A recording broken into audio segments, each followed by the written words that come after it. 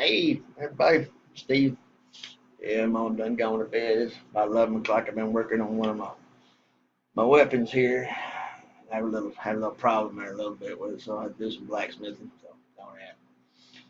Anyway, so I wanted to send out a quick video because I got to wonder, and I remembered something I thought maybe y'all might like to hear. Kind of funny, but it's going to give you some advice also that you might want to listen to. Well, after a couple of years, me and my wife moved down here to Torrington, Texas. Uh, she'd never been in Norleans before, and now that's okay. So we decided we was going to go down to New Orleans and have a nice weekend. Well, everybody knows about New Orleans. We didn't go there Mardi Gras because I don't want them people throwing beads at me. Shit, I don't know what's in them beads. But we decided we'd go down there for a weekend, long weekend.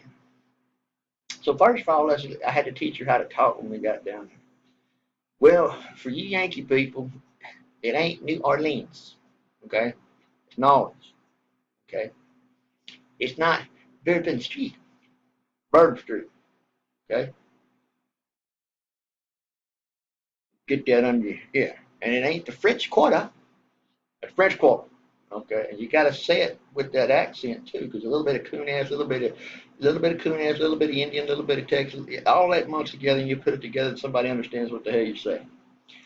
So anyway, we decided to go down to New Orleans, and we splurged a little bit. We stayed at what they call the Hotel Limon, something like that. Anyway, I remember it because the fact is that it was right next door to a place called where Napoleon house was at. Now, I don't know if I believe everything in Northern people tell me, but that's what they told me, so they said it. I guess I believe it. Anyway, we were about a street over from Bourbon Street, so we hit the town there and got there a little early. So we went and got it by depot so we could park and go to the hotel room. And got down. We went to the hotel room. Oh, it was nice. French. I mean, it wasn't no big, nice, fancy place or whatever, but the French, they don't do it all like it. They just do it simple, easy, whatever. But French bed, had some shutters there, them little French shutters, and then we had the balcony out there with a little seat we could sit over. Pretty nice.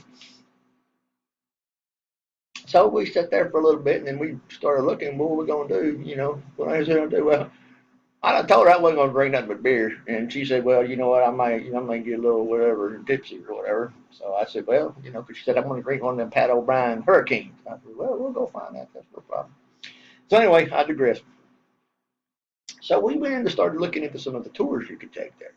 Uh, we wanted to go on this that night. We had a haunted tour where you go to all the haunted houses, and this lady gets up there and tells you about how many people have been killed in that house. And you go to another house, they tell you how many people got killed in that house, how many ghosts are in there, and then which ones bang around and which ones just go up there and sleep, and then you just see them they walking around.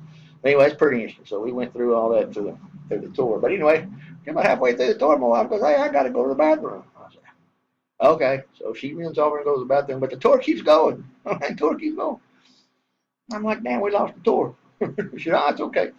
So he walked over there, borrowed her, started drinking a little bit, and then the tour came running right by the door. So we just got right back up in there. But anyway, but the next day, we wanted to go see another tour, and we wanted to go see where Marie Laveau uh, was buried at. Now, if y'all don't know who Marie Laveau is, she's the queen of the hoodoo. Yeah, she got the hoodoo down there from the swamp. And what it is that they mixed the swamp hoodoo with the hoodoo from the Caribbeans, and then you got both them hoodoos working together, and that's powerful shit there. So we went over and I told this one of the boys, I said, I'm going to go down and see Marie Laveau. That's a good place to go, man. He said, but you got to bring something. I said, well, what I got to bring is Marie when she's dead, what I got to bring? I said, now you got to bring some kind of trinket or some little something, leave it for her. She said, you'll have good luck that way. And she won't put the hoodoo on you. I said, okay. He said, but if you do that right, I said, you know what, she really like it. You buy some of that whiskey and bring her a little pint of whiskey. I said, shit, okay, that's my kind of girl there. So went down there and bought me a little pint of whiskey and put it in my shirt, and we started taking off, going down there and reading. Now that was a pretty good walk. We had to go down there, but we sat there and was waiting for it to start, and I had a beer going, so I had a couple beers, and then we got ready to go, and woman is walking to them. Oh dang! I don't know how far I walked, but I walked the whole damn way. So anyway, I got about halfway down there. We walked, and I asked that lady, I said, "How long more further we got to go?" She said, well, it's just right up here. Now, when they say right up here in New Orleans, they don't mean right up over here. They mean over yonder, okay? That's over here is yonder to them, okay? So I started getting tired there a little bit. I said, man, I got thirsty. So I cracked that seal on that whiskey, and I started taking me a few slugs out of that thing. Okay, I only took four. Okay, I only took, well, three, but four. Okay, four. So anyway, we got the Breeders' Bowls grave, and got home around there, or whatever, and people were leaving their trinkets, leaving some change, leaving all kind of things, or whatever. Some people bringing chicken's feet, hanging up there, and some of them bringing all kind of necklaces or bracelets and all kind of stuff they'd made her and stuff. Well, I set my bottle of whiskey down there. I said, there you go, Marie. Have one on me. So anyway, we fiddled around there, whatever. I mean, about halfway through that tour, after we left Marie Lowe's, my back started hurting. And I mean, I got a bad back. And they say that I got a paralyzed sciatica. I didn't know I had a sciatica. And anyway, that gets my back all out of whack. So sometimes when I get up in the morning, it takes me a while to get going because I got to pop everything out. Anyway, I digress. Well, my back started hurting when we couldn't get home. I mean, there wasn't no way I was going to walk all the way back home. I told my wife, I can't walk all the way back here, man. I mean, she come out and picked me up and told me, well, sure enough, we walked out of the exit there. There's no boy on a bicycle. Had a little seat back here. And he said, you want to ride? I said, hell yeah, I want to ride. How much is it going to cost me? I think it cost us like $5 a piece to go where we were at. So anyway, we went home down there, shut them down there, whatever. Walked in, man, and that breeze was blowing off of the ocean or the river there, and it was through them French shutters and stuff. I'm like, yeah, there's about time for me taking that. So I laid down there taking that. Wife went off shopping or whatever. But here's where it gets good. I was laying there, okay, and went off, took me a little nap or whatever, and I was getting to start to sleep real good. And all of a sudden, right out of my dream, it wasn't those dreams where you dream, just all of a sudden, this white cat came out with me like this, okay, going for my face, going to land on my face. I said, damn. I woke up and I said, damn. I thought about this place haunted because I didn't know you talked about them haunted places. But I said, this place is haunted with cats. So I got up and I said, man, I don't want to interrupt my nap. So I went up and got me a beer. And so I was sitting outside, sitting over on the patio there. And I said, well, there's some beer. I said, well, you know what? I'm going to lay back down and try to go back to sleep. So I went in there, laid back to sleep, whatever. I ain't laid down. I put my head on the pillow when them screen doors just went slam shut. Now you would think that it was a suction out of the room with the wind. The wind was blowing this way. Now tell me how them shutters look that way whenever the wind's blowing that way. I don't know. I didn't stay long to ask because I jumped up and threw me a shirt on, grabbed my flip flops, and took off. They got a little place down there where people go drink coffee or whatever. I went down there. Said I ain't going back. Well, I didn't think about it because I didn't put on no jeans, and I had on underwear though. My boxer shorts had them on. Oh, I come out there like a spotted ape, man. I got there sitting there at that table there. There's an older gentleman and his wife there enjoying their time, whatever. He said, man, you look like he said, you look like you're scared. I said, man. So I told him the story. And she goes, well, do you want a drink? I said, man, they don't look like they want a drink. Like, yeah, they go like go to church and stuff, She goes, well, I got a little Chevy in my coffee, a little bit. I'm like, no, I ain't drinking no more right now. So anyway, what I figured is that, and I confirmed this later. What I figured is that when I left there from Marie Laveau's grave, I pissed her off somehow. And what she did was she took one of them voodoo dolls that had a bad sciatica, and she stuck it in my back. Or as a voodoo doll, stuck it in my back. That's what made me start hurting. My back started hurting. And then when I got back to the room, just to remind me, she sicked that white cat on, wake me up. And then for the piece of resistance, she shut them damn shutters on me like you slapped that fool. How long you gonna let me do this? So I was like, you know what? It's hard. I gotta go. So I went up out there, and I didn't care if I was in my underwear or not. They look, I put underwear on. So I run out there, and my wife came home and said, I ain't going back up there. This is haunted. And she's like, oh.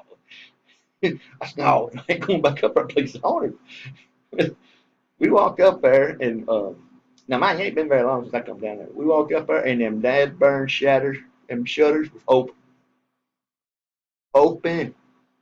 Looked there on the bed there, looking like nobody laid there. Mm-hmm.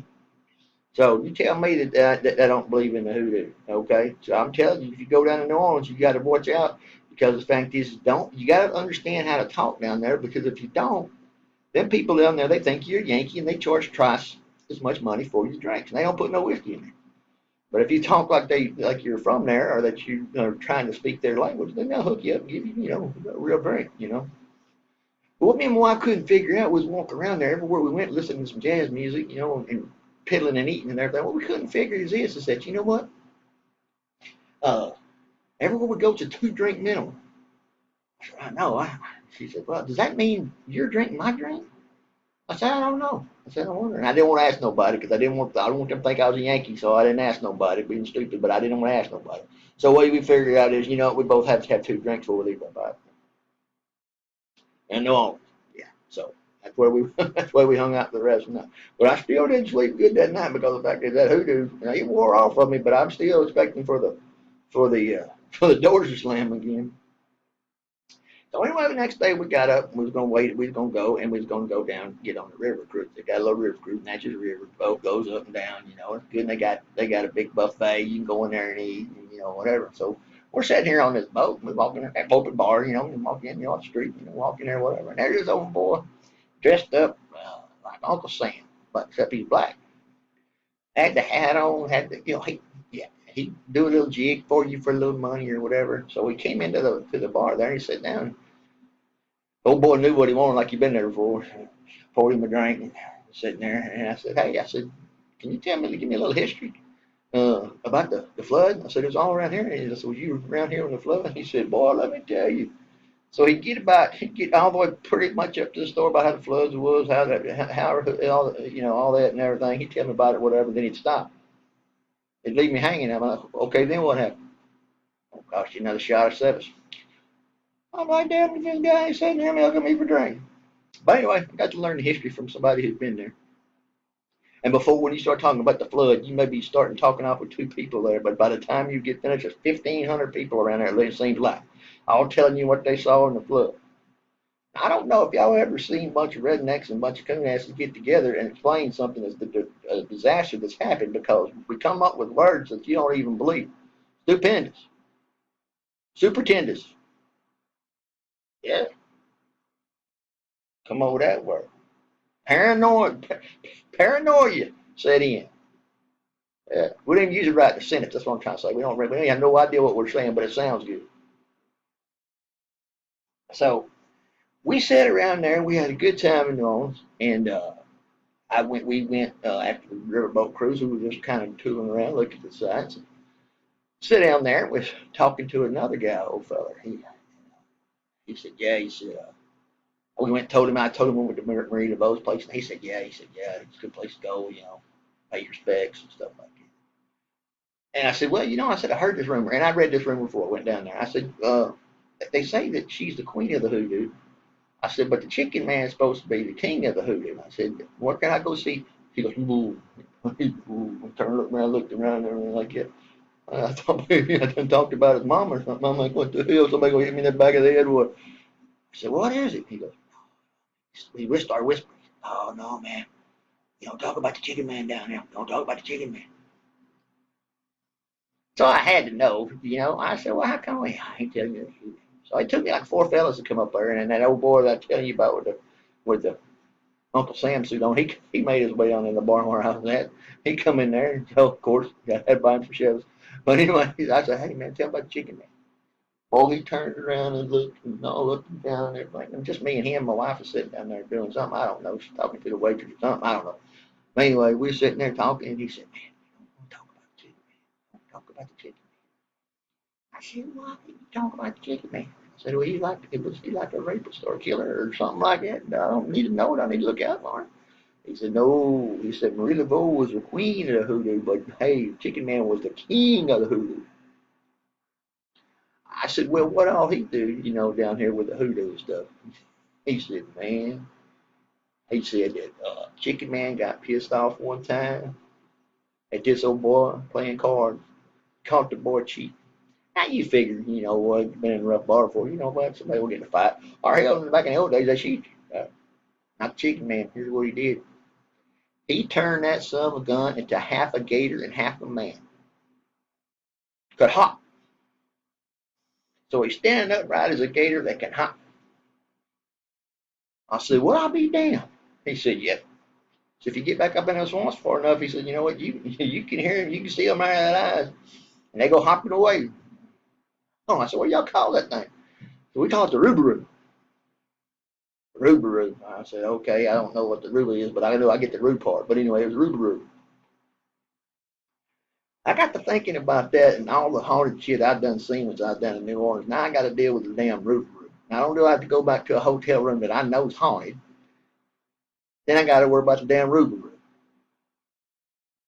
And it really did get me to the fact is that, you know what, one of my boys, when I was leaving, we were sitting there waiting on our car to get there, and we're sitting there, and he said, hey, man, he said, where y'all going? I said, we're going back to Texas. Now, if you go from Louisiana to Texas, there's a spot right there where you get on and there ain't nothing but water on both sides. And I was driving through there, you know, and we had like enough gas to get across that, I guess. But anyway, I stopped at the test. She said, well, you know, we got plenty of gas. No, we topping off. So get some snacks, get some munchies, so we ain't stopped. So the whole damn time I was driving on that damn road, I was wondering if I was going to have a damn flat or something going to break down on my car, and I might see that damn road. So I just pitched her up there from around 75. I started going 90 real quick. And I tell you what, if that cop would have stopped me, I told him right then, I ain't going to go down. You can give me a ticket for all you work, but I ain't going to let no rule get me. So what did we learn here? One, knowledge. French quote. All right, I got that. Okay. The hoodoo. Y'all know what the hoodoo is now. And you know who Marie Laveau is. And if you go down to see Marie Laveau and you bring her some whiskey, don't break the cap on it, and don't bring Jack Daniels because she likes Jim Beam. They didn't tell me that till I got back. It took me 2 weeks to get away from the hoodoo.